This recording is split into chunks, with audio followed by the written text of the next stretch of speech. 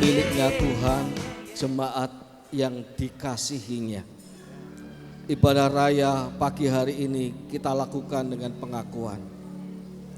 Pertolongan kita datang dari Tuhan pencipta langit dan bumi serta segala isinya.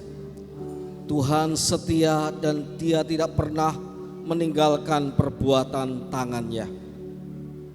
Turunlah atas kita sekalian kasih karunia dan damai sejahtera dari Allah Bapa, Anak dan Roh Kudus dalam ibadah raya pagi hari ini.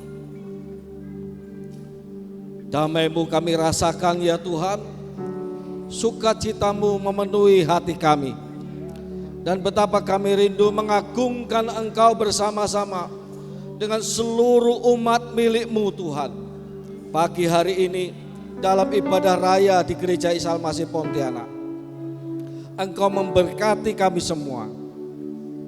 Engkau membawa kami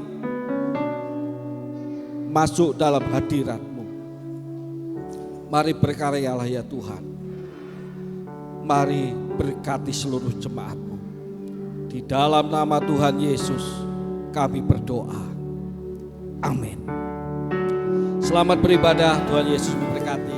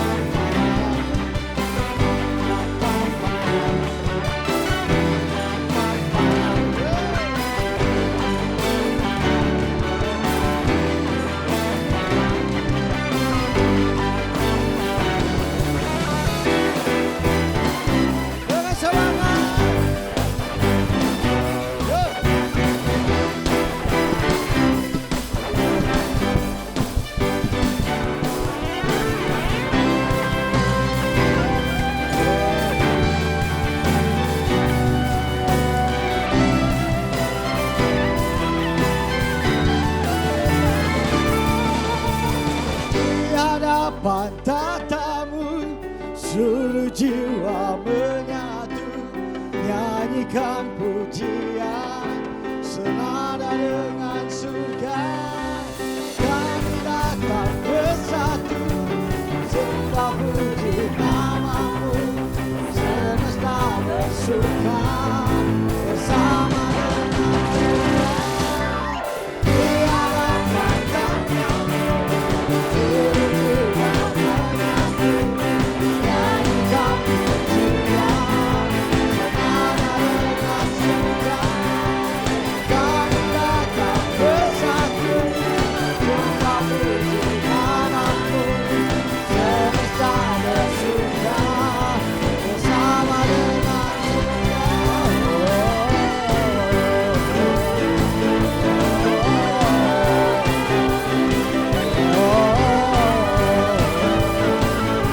Bersama dengan surga.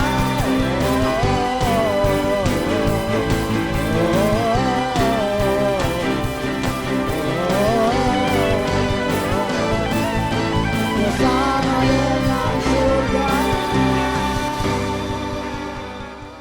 Mari kita sama-sama angkat pujian ini Bapak Ibu dari awal. Dengan hati yang sungguh katakan, tak usah. Ketika engkau di dalam Tuhan, saudaraku, jangan pernah takut. Sebab Tuhan selalu menyertai kita. Percayalah Bapak Ibu, saudara kami. Ku bimbang Yesus pihak. Jangan pernah cemas di dalam Tuhan. Tak usah ku cemas. Oh, tak usah ku cemas.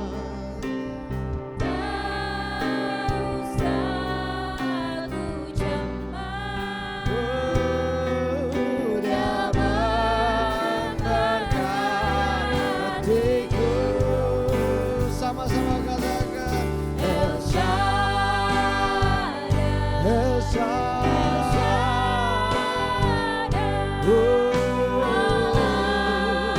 Maha Engkau Maha Dia besar, El Shaddai mulia, El Shaddai, El Shaddai, Allah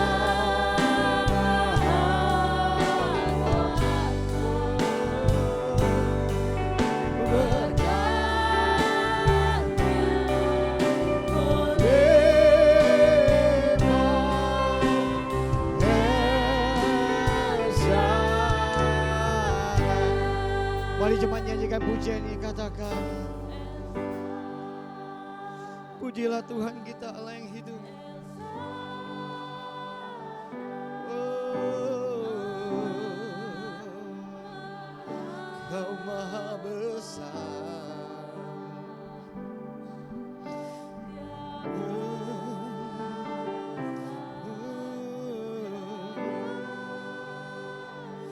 Dia besar,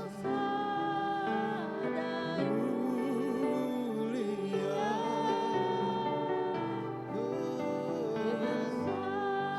Lebih sungguh lagi memuji pujian ini Bapak Ibu.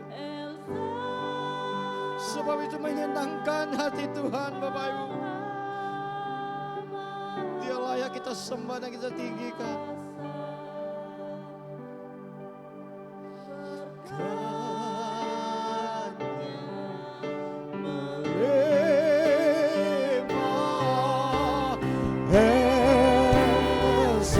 Sekali lagi sama-sama katakan,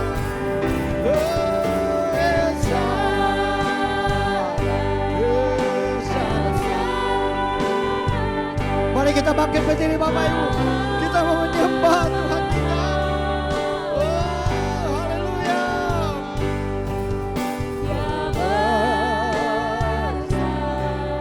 Dia besar,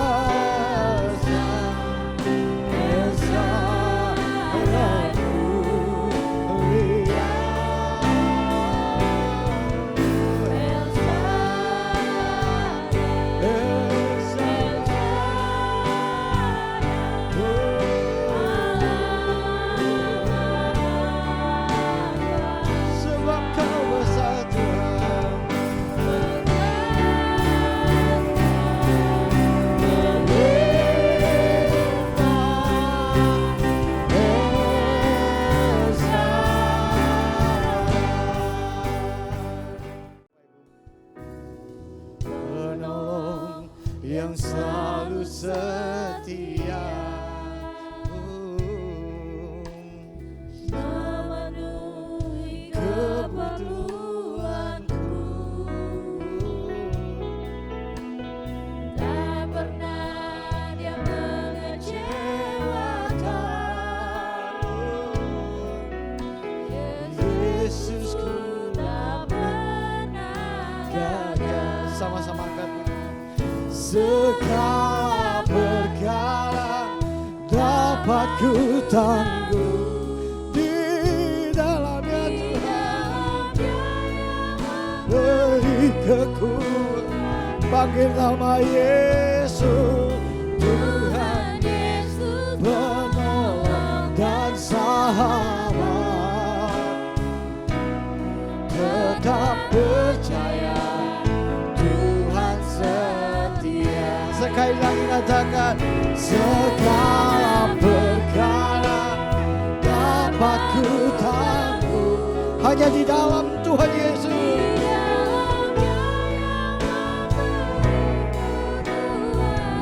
Oh, Tuhan Yesus penolong dan sahabat. Tetap percaya saudaraku.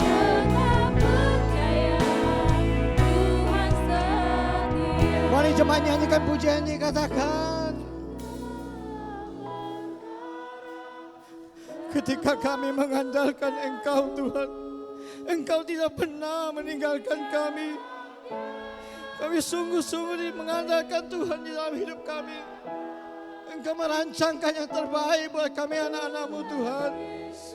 Kami sungguh bersyukur di dalam kasih-Mu Tuhan. Oh, terima kasih Tuhan. Sekali lagi kita angkat pujian ini sama-sama. Kami mengucap syukur pagi hari ini. Berkatilah pemberitaan firman. Urapi hamba-Mu yang terbatas. Nyatakan isi hati Bapa di sorga. Nyatakan kerinduan-Mu, ya Kudus. Berbicaralah sampai ke hati kami. Supaya kami boleh selaras dengan kehendak-Mu. Berjalan di dalam pimpinan-Mu. Kami rindu lawatan-Mu. Kami menikmati persekutuan yang indah pada pagi hari ini lebih dalam lagi. Karena tidak kebetulan kami ada di tempat ini. Kami tahu Tuhan mengasihi dan mencintai kami. Kami perlu firman-Mu dan kami tidak bisa hidup tanpa firman-Mu. Biarlah hati kami persembahkan bagi Tuhan, hati yang haus dan lapar untuk bersekutu dengan firman-Mu. Sehingga firman Tuhan boleh bertumbuh dalam hidup kami. Tidak hanya ya Tuhan menuntun kehidupan kami, tetapi firman Tuhan mengubahkan dan menguatkan dan memberkati kehidupan kami. Ada kuasa di dalam firman-Mu. Oleh kuasa Roh Kudus diberkatilah pemberitaan firman pada pagi hari ini. Dan semuanya jadi untuk kemuliaan nama Tuhan. Dalam nama Yesus kami berdoa bersama, katakan amin. Shalom. Ya, apa kabar Bapak Ibu? Ya, puji Tuhan ya.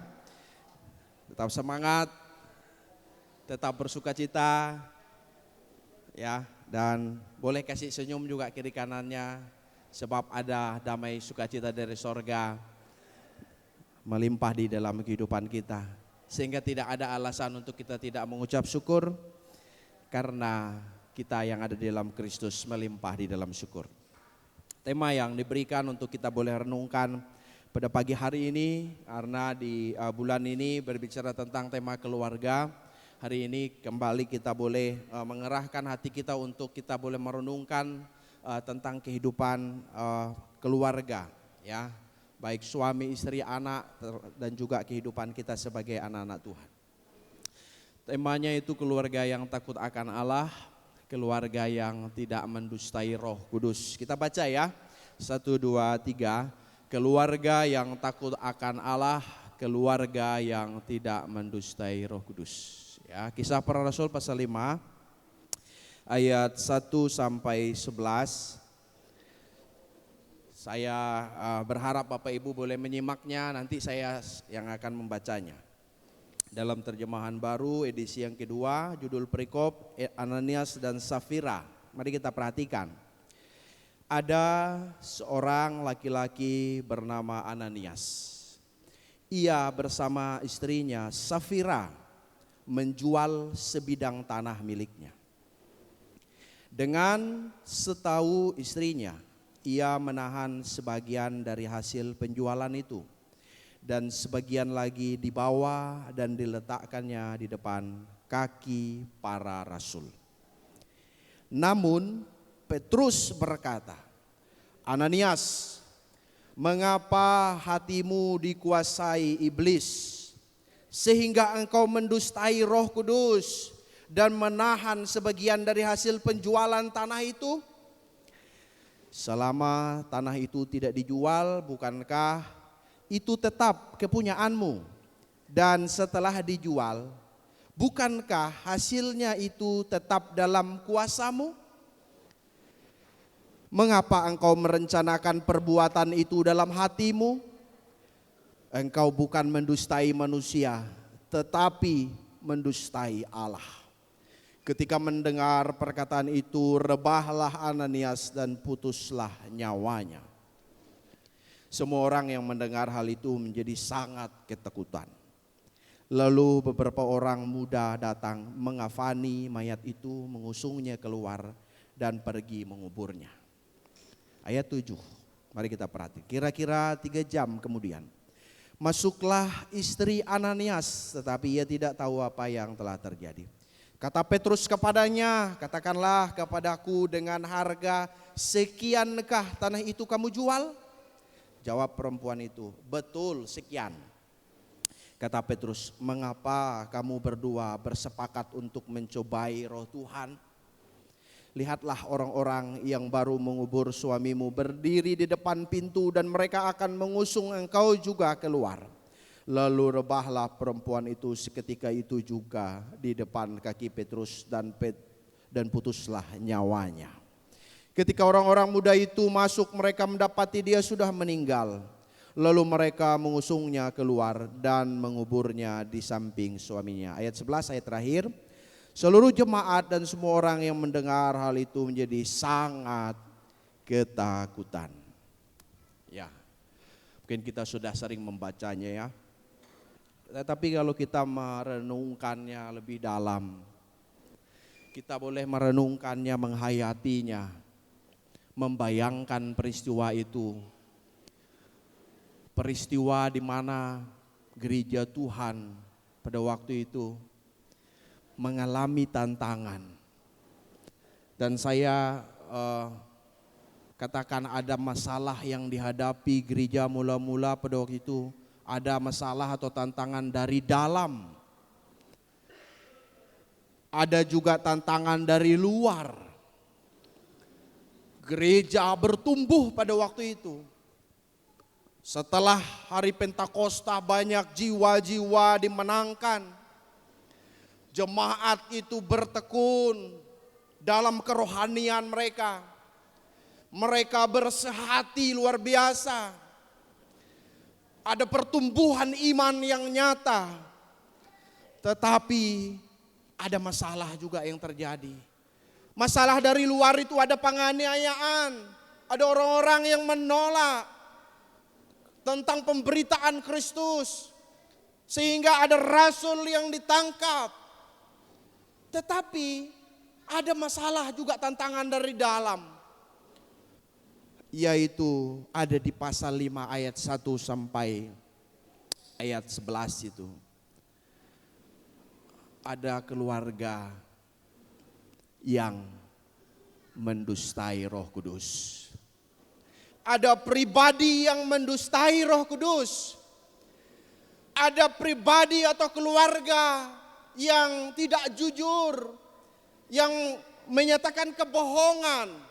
Ini tantangan dari dalam jemaat ya, yang dicatat di dalam pasal yang kelima. Sehingga perlu menjadi perhatian umat Tuhan ketika kita membacanya pada hari ini. Saya mengajak kita melihat beberapa hal ya, untuk kita boleh renungkan. Sehingga ini juga bisa menjadi implikasi praktis yang sederhana melalui pelajaran yang kita temukan di dalam Kisah Para Rasul pasal 5. Yang pertama di sini adalah tidak hidup dalam ketidakjujuran ya. Maka kalau tadi saya katakan ini ya, ada ketidakjujuran di dalam gereja pada waktu itu ya. Ketidakjujuran Ananias yang kita melihat di sana itu dia menjual sebidang tanah miliknya, tetapi juga dengan setahu istrinya. Istrinya tahu bahwa Ananias menahan bagian dari hasil penjualan itu dan sebagiannya dibawa dan diletakkan di depan kaki Rasul. Jadi Ananias sudah merencanakan itu, sudah merencangkan itu, dan istrinya juga tahu, istrinya Safira juga tahu. Maka ada pernyataan Petrus yang diurapi oleh Roh Kudus, Petrus yang dipakai oleh Tuhan, yang peka ya, dia menyatakan ya bahwa ada ketidakjujuran yang dilakukan oleh Ananias ya.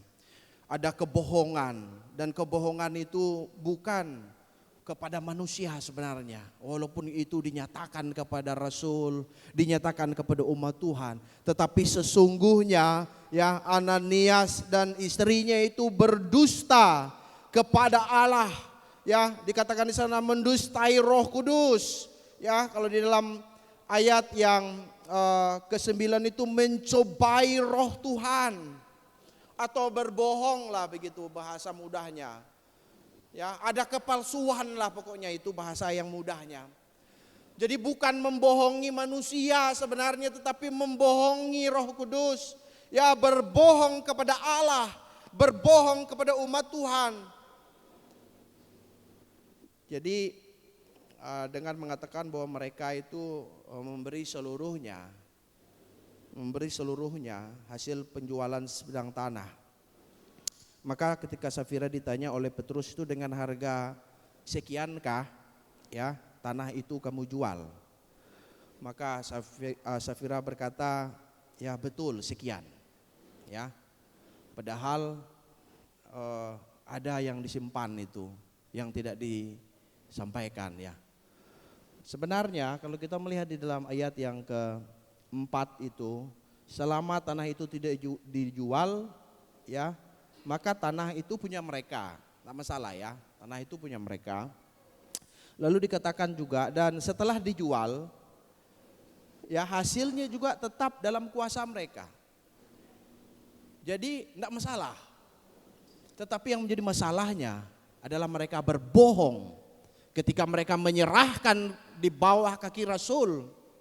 Mereka mendustai Roh Kudus. Ya, maka ada ketidakjujuran. Ini merupakan dosa yang mereka perbuat. Kalau kita hubungkan dengan keluarga, jadi suami ya tidak boleh membawa istrinya untuk melakukan ketidakjujuran, karena Ananias ya sudah merencangkan itu dan istrinya juga tahu ya. Tetapi sesungguhnya seorang suami, pemimpin dalam keluarga itu membawa ya baik istri anaknya untuk hidup ya di dalam kemurnian ya. Bukan di dalam kepalsuan, bukan hidup di dalam kebohongan, bukan hidup di dalam ketidakjujuran, tetapi kejujuran hati itu, terlebih relasi ya keluarga dengan Tuhan itu. Sesungguhnya relasi keluarga dengan Tuhan itu kan tidak ada yang bisa disembunyikan.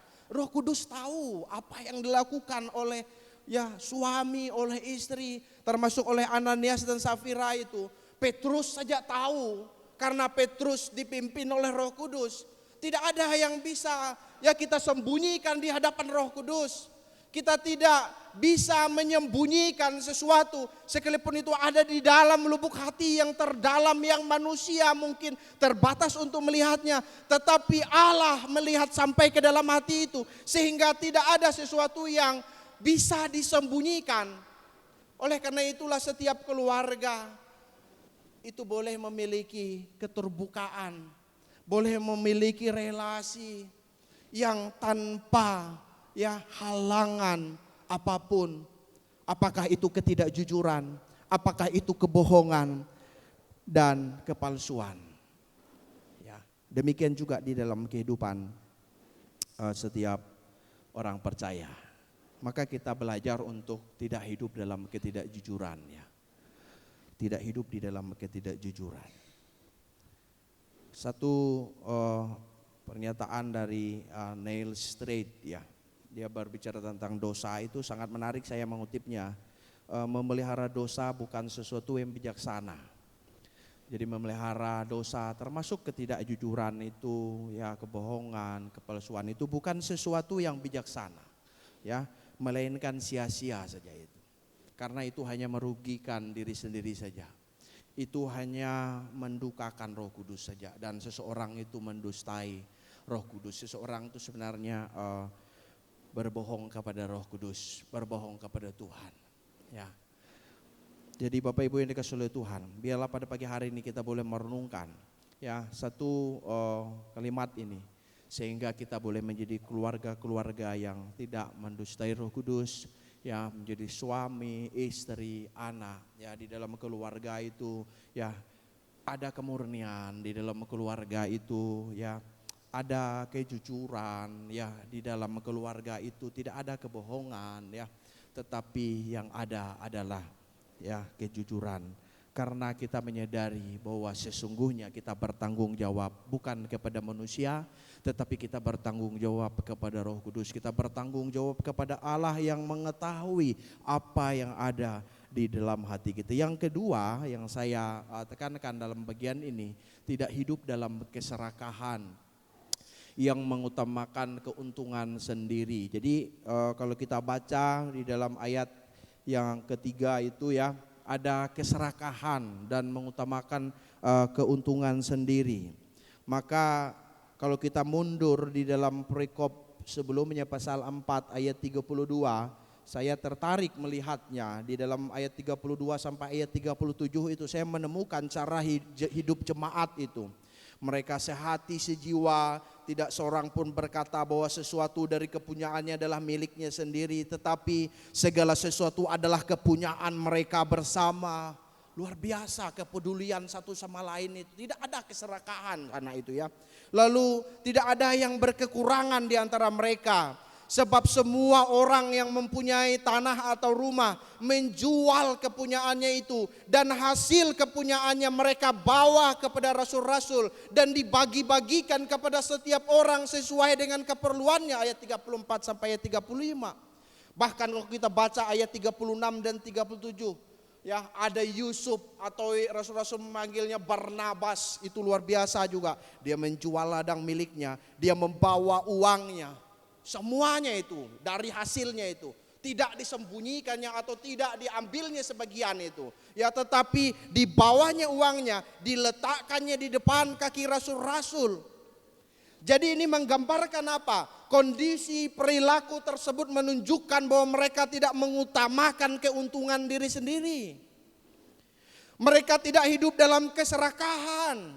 Coba kalau kita lihat ayat yang ketiga.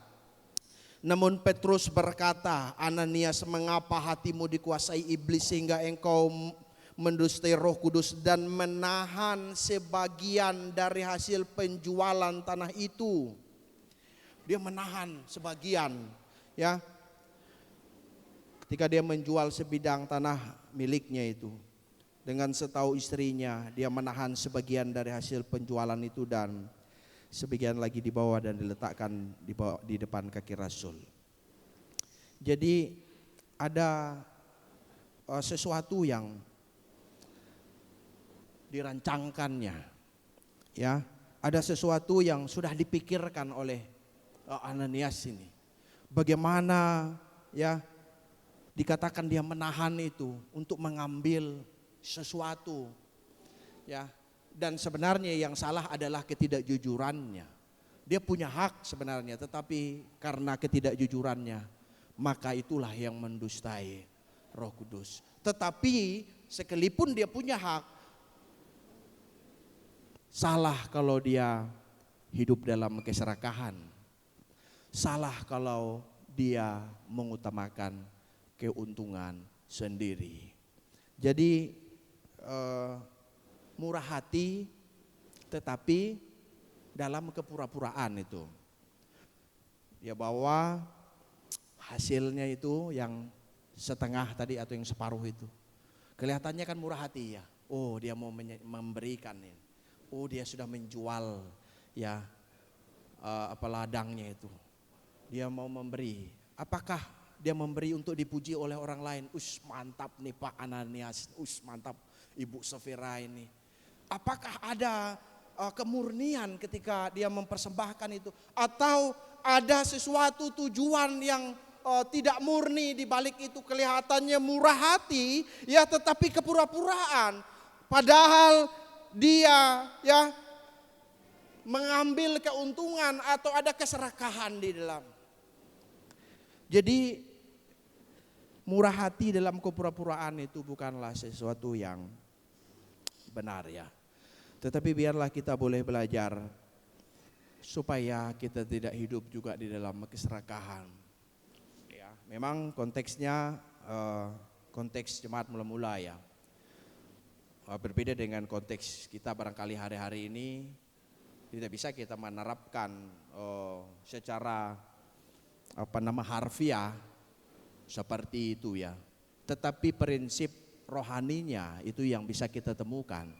Kalau kita menerapkan secara harfiah lalu semua orang menjual ya, lalu habislah semuanya dan lain sebagainya. Tentunya tidak seperti itu, tetapi prinsip yang bisa kita terapkan pada hari ini ada kemurahan hati di dalamnya ya, tidak ada keegoisan di dalamnya ya, tetapi mau berbagi ya, mau menyatakan kepedulian. Demikian juga saya pikir di dalam keluarga ya.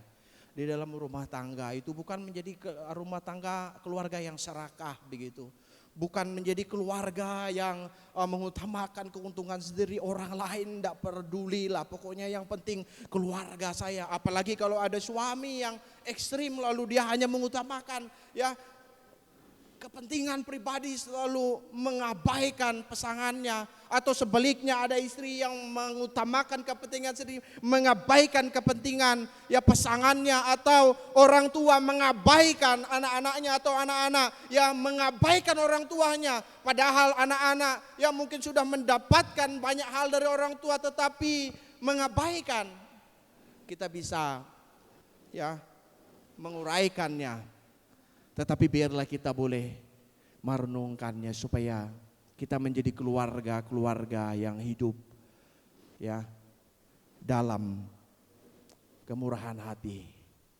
Keluarga yang tidak hidup dalam keserakahan, keluarga yang tidak hidup mengutamakan kepentingan diri sendiri ya. Satu buku saya baca ada cerita. Jadi cerita ya, intermezzo saja, ada anak sekolah minggu yang umur 4 tahun, dia bersama dengan ibunya berangkat ke gereja. Lalu waktu ibadah itu ibunya kasih persembahan kepada anaknya 10.000. Ya, nak nanti kalau kantong persembahan lewat kasih ya. Ya. Saat tiba-tiba kantong persembahan lewat, anaknya berpikir, lalu dia ambil uang, dia masukkan lagi ke kantong. Ibunya lihat, kenapa enggak dikasih persembahan? Lalu dia senyum-senyum, Tuhan kan punya segalanya. Tuhan punya segalanya. Saya belum beli mainan itu, ya Ultraman itu. Ya saya belum beli itu mainan. Nanti saya mau beli itu dengan uang 10.000 itu, lalu saya mainkannya dan saya mainkannya untuk Tuhan gitu. Itu kata anak itu, aduh mamanya pusing ya kepala. Ini hanya ilustrasi saja. Semoga tidak menjadi pengalaman kita di masa lalu, enggak ya. Ya, tentunya kita memberi dengan sukacita. Kita boleh memberi dengan kemurahan hati kita. Kita tidak serakah. Kita tidak mengutamakan keuntungan sendiri. Ya. Biarlah kita boleh belajar menjadi pribadi-pribadi yang tidak mendustai Roh Kudus ya. Bapak Ibu yang dikasihi oleh Tuhan, saya juga menekankan pentingnya menjaga hati ya. Ayat 3 juga sama tadi dikatakan, namun Petrus berkata, Ananias, mengapa hatimu dikuasai iblis? Mengapa hatimu dikuasai iblis? Ya, dan seterusnya. Lalu kalau ayat 4 dikatakan, mengapa engkau merencanakan perbuatan itu dalam hatimu? Mengapa engkau merencanakan ya perbuatan itu dalam hatimu? Jadi sudah direncanakannya itu di dalam hatinya. Itu tadi hanya buahnya saja itu ya. Sudah direncanakannya sebegitu matang itu. Oh sayang ini ya. Banyak ini hasilnya ini ya. Bisa ini diambil separuh ini. Istri tahu ya? Oh tahu istrinya ya. Petrus enggak tahu dia, rasul-rasul enggak tahu, dia jemaat enggak tahu. Tapi Tuhan tahu. Petrus yang dipakai oleh Roh Kudus tahu ya. Dia sudah merancangkan perbuatan itu dalam hatinya. Maka Petrus berkata, mengapa hatimu dikuasai iblis? Oh begitu mungkin keras sekali kalau kita mendengarnya ya. Hati dikuasai oleh iblis. Ya. Jadi kita tahu bahwa Roh Kudus itu telah dicurahkan. Pada hari Pentakosta, lawatan Roh Kudus itu luar biasa ya. Banyak jiwa-jiwa itu dimenangkan, luar biasa. Tetapi kalau kita melihat dalam perikop ini, ada umat Tuhan yang tidak kebal dengan godaan iblis kalau kita melihat. Petrus berkata kepada Ananias, mengapa hatimu dikuasai iblis sehingga engkau mendustai Roh Kudus? Bahkan Alkitab juga menegaskan di dalam Efesus itu perjuangan kita melawan roh-roh jahat di udara. Jadi pertanyaan tuh, apa yang menguasai hati kita ya? Apakah ada orang yang hatinya dikuasai iblis seperti Ananias ini? Apakah ada ya? Atau apakah ada hati seseorang itu dikuasai oleh ketamakan? Hati seseorang dikuasai oleh apa? Oleh ya keegoisan. Apakah ada hati seseorang itu dikuasai oleh keduniawian? Sehingga yang ada adalah untuk saya saja, untuk kepentingan saya saja. Karena hati yang sudah dibuahi itu melahirkan tindakan yang dilakukan oleh Ananias itu. Karena dia sudah merencanakan di dalam hatinya. Oleh karena itu maka kita perlu merenungkan ini pentingnya ya menjaga hati.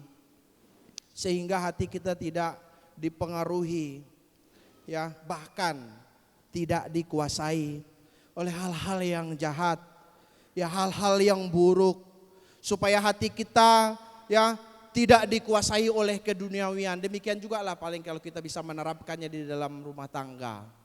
Karena ini kan keluarga Ananias. Bagaimana dia merancangkan sesuatu dalam hatinya, sesuatu yang jahat. Ya.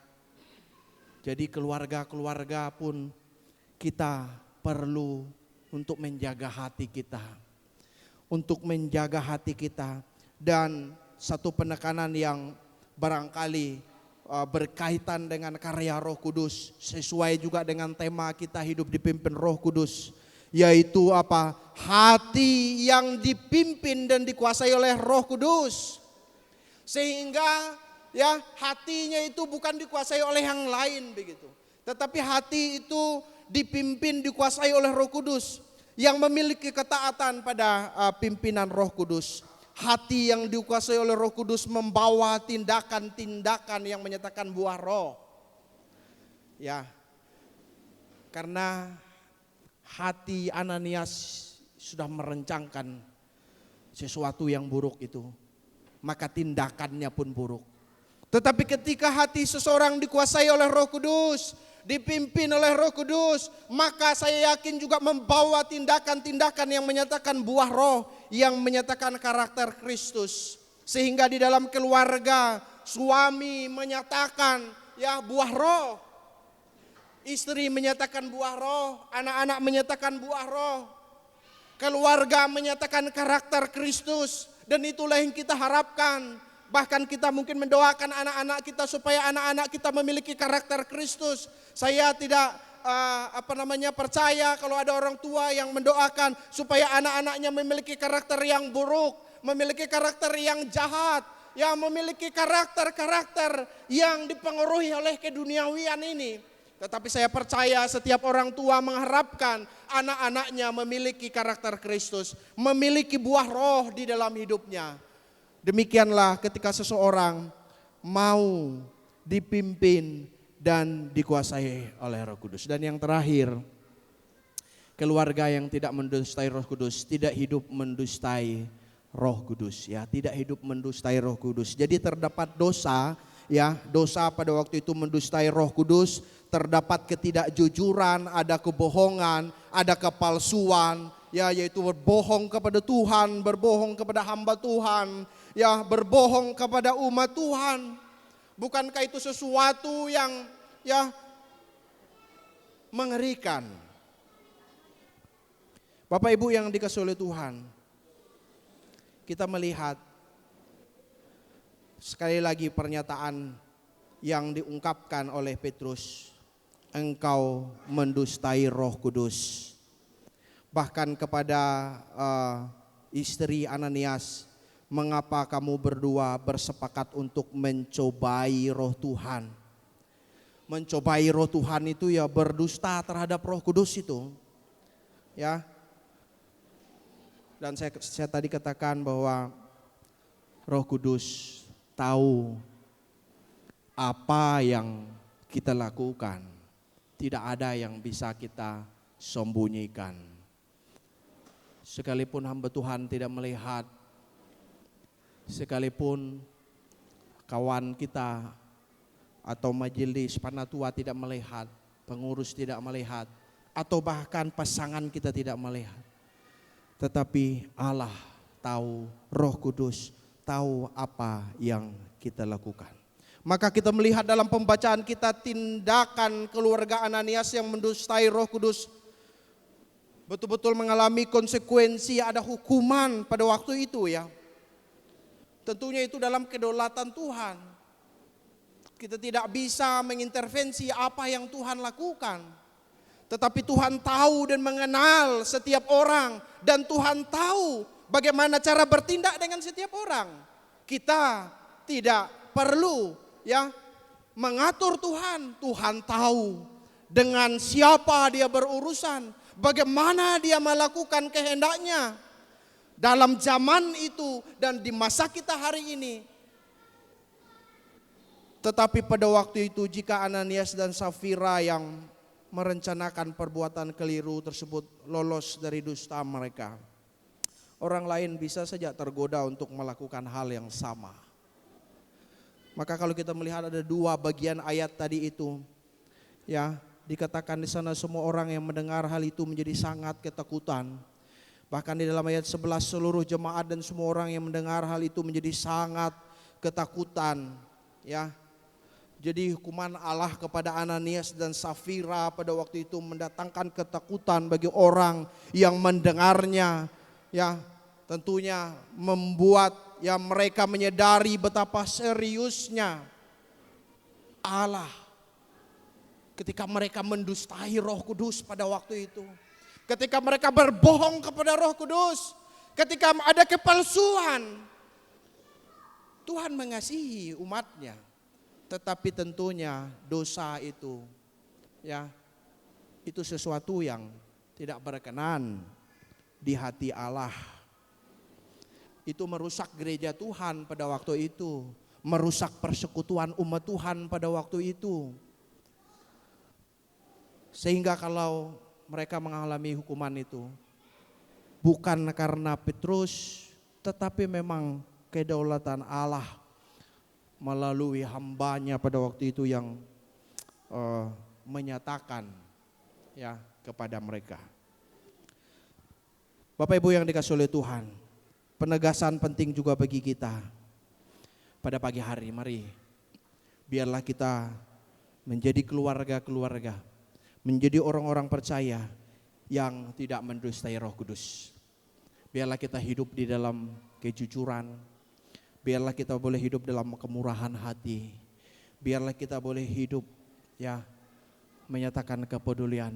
Biarlah kita boleh hidup dalam ketaatan kepada Roh Kudus. Biarlah kita hidup dipimpin, dikuasai dan dipenuhi oleh Roh Kudus.